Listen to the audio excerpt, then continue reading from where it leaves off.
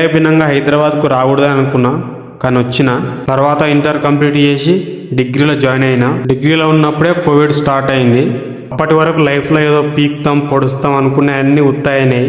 తర్వాత మళ్ళీ ఇదంతా కాని పని అని చెప్పి మళ్ళీ హోటల్ మేనేజ్మెంట్లో జాయిన్ అయినా. ఫస్ట్ ఇయర్ అయిపోయినాక సెకండ్ ఇయర్ ఇండస్ట్రియల్ ట్రైనింగ్లో తమిళనాడు పోయినా.